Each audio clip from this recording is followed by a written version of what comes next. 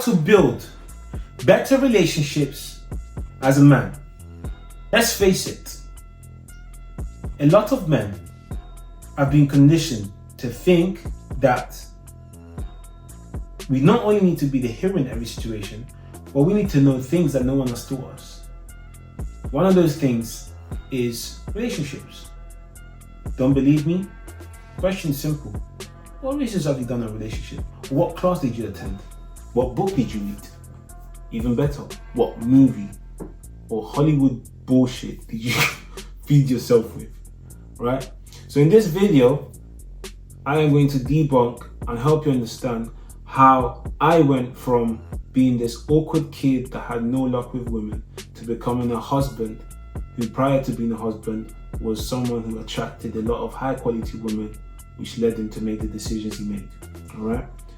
At the end of the video, I'll be hoping that you're going to be able to do the exact same. And if not, I've got a bonus. But let's dive in. Here's the truth. Too many of us fall into the trap of constantly trying to save relationships with the wrong tools. We're trying to fix everything. We're fixers, right? We're fixing this, we're fixing that, we're fixing the whole shebang. You know, we've been taught this: provide, protect, fix,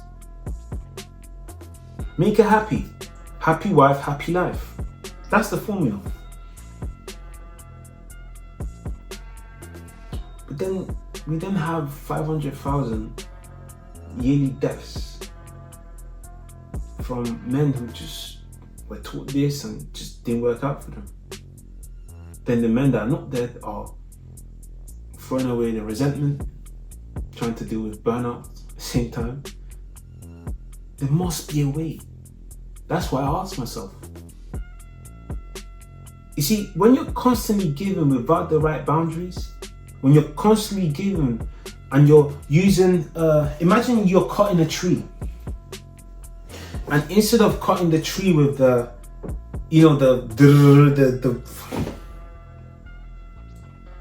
instead of cutting the tree with the actual machine, you're using a scissors or a knife. You are going to, but it's the same result, right? So you still get there, you still get to provide, protect, and all of that stuff. Yeah, that's great. But guess what? There's a better way to do it.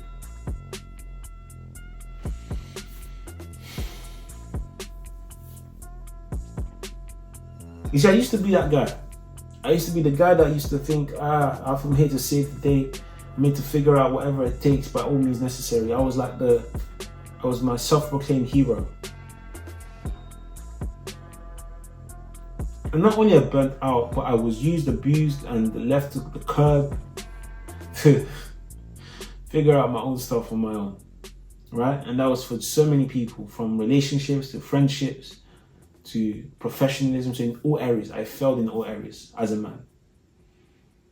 Let me explain how. So when I was, as a friend, I failed because I was expecting people to come through for me the way I came through for them. I remember this day like it was yesterday. I got stopped by police. My car got taken because insurance bounced back my check without my knowledge, and I had to go and get the car from the impound. But meanwhile, I was stranded. Went through my whole call log, and the only person that picked up was my dad. That's when I need a new batch of friends. Relationships. I kept calling, triple texting, and trying to get a hold of my ex-girlfriend. And yeah, at the end of the relationship, she just admitted that she was sorry that she took me for granted. Sucks, right? Gets worse. On my way to a promotion at work, after coming in with a wisdom tooth, broken foot, taking no sick days. When I went for the promotion, they told me I missed one target, and because of that target, I'm gonna have to try again in 6 months or so. You know what that target was? One more appointment.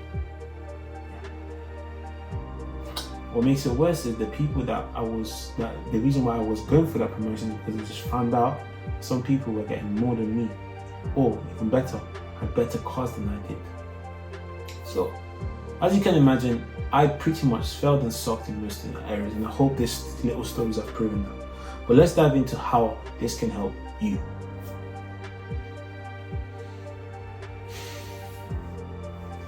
You see, what I didn't tell you is the transformation.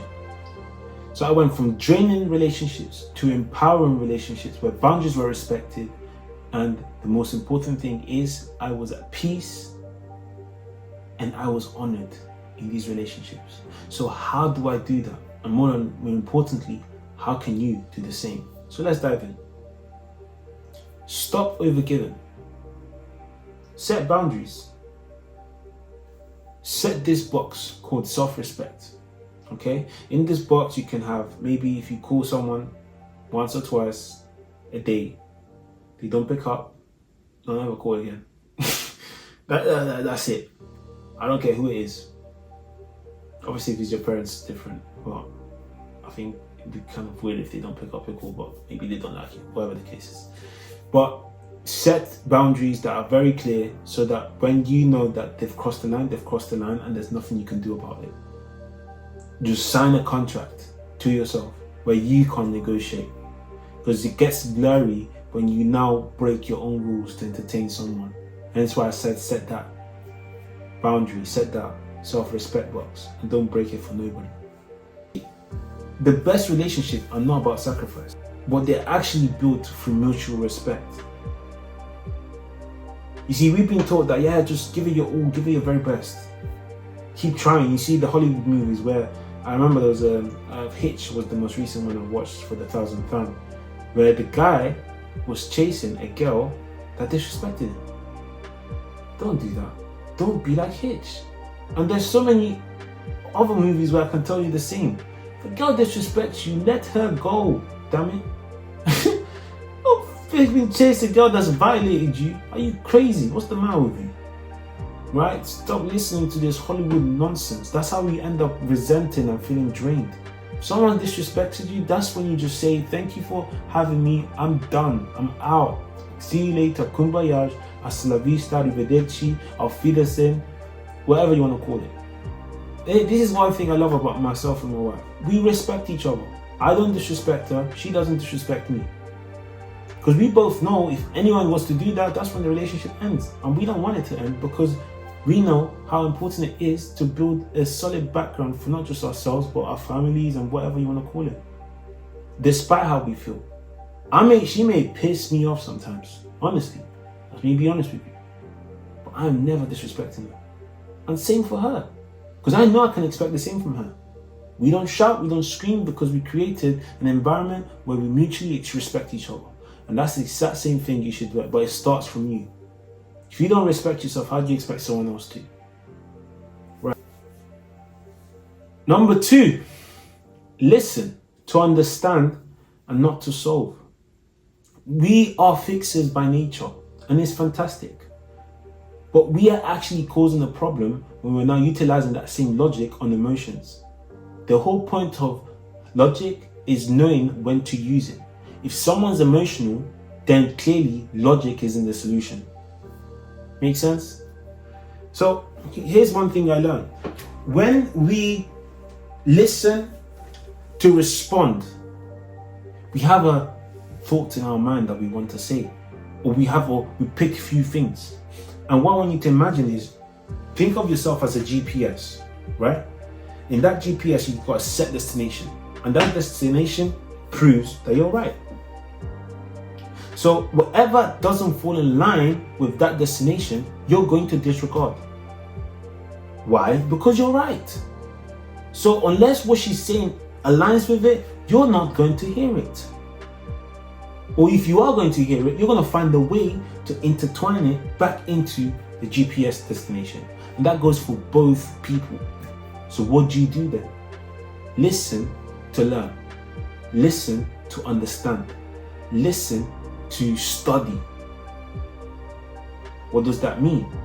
You no longer have a destination. All you're doing is finding the destination now becomes, instead of you being right, how do we reach a mutual ground? How do we get to this place where we mutually understand each other? And that becomes your destination. So in order for you to get there, because you have no clue on what that looks like, you're going to have to hear out what she actually has to say in order for you to create a path that can get you there, right? So that's the difference between the two. So stop. It's so detrimental, and it's so key for you to understand this. Do not listen to solve. Listen to learn. Number 3, own your emotions and grow. You see, in my previous and past relationships, I'd be the type of guy who would open up too quickly, and sometimes it would work out and I end up in a relationship. But sometimes it came across as cringe as it gets, right? So I had to accept that I am a lover guy, or I love love, or I'm a person that appreciates love, right? So what do? I own my emotions and I learn to navigate them accordingly. You see, when I didn't change, I just became someone that was able to be aware of my emotions. And because I was aware of my emotions, I was no longer swayed or influenced into taking an action that I didn't want to take. Own your emotions, right? I went from being the guy that was too upfront to the nonchalant guy to some, until it mattered to me. And guess what? I'm about to give you free game here. The thing is here, when it comes to initial attraction, a woman's only going to be attracted to the guy that isn't fazed by her attraction. Let me explain. Your emotions are not involved in the first conversation. You're just not fazed. Yes, she's pretty. And what? Oh, wow.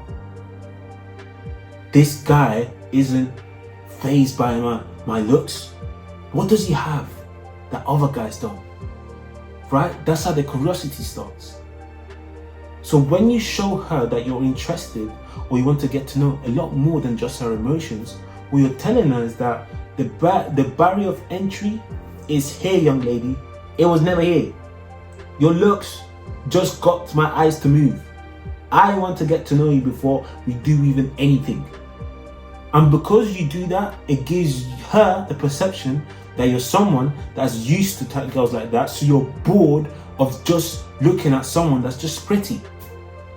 Yeah, I hope that really explains it. Again, goes back to my example. I remember when I was in Ibiza, this is, I'm not gonna say, I love my wife, but this girl she was alright, it wasn't even anything major, but look, she's just one of those girls that, you know, when you walk past and everyone's just like, what? Right? She was one of those girls. And when I spoke to her, honestly, the one thing I'd done that I was so proud of was I treated her like a human being. What I mean by that is she was very, very normal to me. And even though deep inside I was happy about the fact that other guys would see her and think, how the hell did he do that? Right? Because of course, as a guy, you want, come on, it's me, man. Not Nikki, sorry, I'm gonna have to cut this out. Maybe I'm not finished. But at the time in my head, I was like, oh, come on, like, this is cool. Like, I'm actually, come on, I'm a cool guy, you know what I'm saying? Type of thing. Like, look how we got back, right? Deep inside, that's how I felt. But when I was outside, it was just like, okay, so let's talk. Okay, so what do you do? Like, it's like you appeared interested in what they're doing, but you're not obsessed or too intrigued. Like, you're not fazed by it. That's the whole point. It's like you're not infatuated. That's the word, right? Own your emotions and learn how to navigate them, right? Don't be too extreme. Stay at room temperature. Again, another example of that is very simple. Think of Dubai, right? If you go to Dubai with a coat on, are you wearing the wrong attire? Absolutely. If you go to Switzerland in winter with a coat on, are you wearing the wrong attire? No. So what is the difference? Well, the difference is the environment, or the difference, even better, is the room temperature. So guess what? When you now go into an environment where it's time for you to be cold and you're hot, you're going to get cooked, right? What do I mean by that? It's time for you to be someone that isn't fazed by emotions. And you're fazed by emotions, you're going to get the wrong reaction. However, when you learn how to calibrate the two, things start to move differently. Because now, what I'm basically saying in other words is, gauge the room temperature. Is it time for you to open up? Or is it time for you to show that you're stable, that you're confident, that you're not intimidated or shaken by whatever the situation is? That first approach is you showing her that you're not intimidated. Even better, that you're confident in what you have and who you are. You don't have that, then you need to build that and create that room temperature, so that when you now become the man in the relationship, you can balance between the two worlds. It's like juggling. Oh, it's time for you to be tough. Oh, it's time for me to be nice. Oh, it's time for me to be tough. And the whole point here is very simple. If you don't juggle, you're going to struggle. So juggle. Once you make these shifts, the resentment ends, the frustration ends, because you learn how to navigate the world and you actually have the right tools in front of you, rather than just some blah blah blah scenarios that just get you nowhere. Happy wife, happy life, woohoo. That is crap. I'm sorry. You need to be happy too. But you can't be happy until you understand yourself. Now, if you're tired, right, of the cycle of giving and sacrificing like a dog, I want to build better relationships. DM me, reach out to me on the Calendly link, book a call, go through the questionnaire, and let's see if I can actually help you build the ideal relationship you want to build. Now, this is limited to a few people because I am the person doing it myself, and unfortunately, I'm a one-man band, and I'm a husband, and I'm a businessman, and a lot more too. But my point here is very simple. You want my help? Great. It's not going to be here forever. And once it's gone, it's gone. I'm not coming back. I'm not doing, oh, please, you know what, let's reconsider this. By the way, the more this just giving you guys some heads up. The more I do these videos, you know the price is going to carry on going up. I'm just letting you know. Like, if you're actually considering this, or you've been thinking about it, but you're thinking, oh, maybe it's going to solve my problem in my next video, because I will be posting videos, of course, but the price is going up. I promise you it is. So grab your opportunity now. If you're watching this video and you're second guessing yourself, well, should I do it, should I not? Do it. Do it now, because I promise you, you're going to kick yourself in the ass for not doing it when you had the chance to. Because there's going to come a point where it's not going to be me doing it. It's going to be someone completely different. Right? And if these videos are valuable to you, this is not to everyone. I'm talking to the person that's double thinking, not sure, trying to guide them. Oh, should I do it? Do it. Do it, do it, do it. Do it now. Because, in fact, you may be watching this, and if you're not watching, you're not one of the first few people that's watching this, the opportunity may be gone. And once it's gone, it's gone. I promise you it's gone. Alright?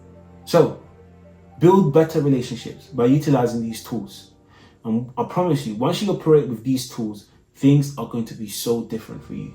You're not going to be the nonchalant guy, you're not going to be the nice guy, but you're going to be the guy. The guy that knows how to keep a woman. The guy that knows how to attract a woman. And the guy that knows how to balance himself and stay at peace, stay afloat, and survive this mess. Right? Really hope this has helped you. I really hope that you found value in this video. And if that is the case, I'll ask for one thing and one thing only, which is not true because it's more than that, but never mind, you get the gist. Subscribe, like, share, and yeah. By the way, 92% of you are not subscribed, but you keep coming back to this channel. Can you please double click? I just need 1,000 of you to subscribe. Maybe a bit more eventually, but let's get to 1,000 first, right?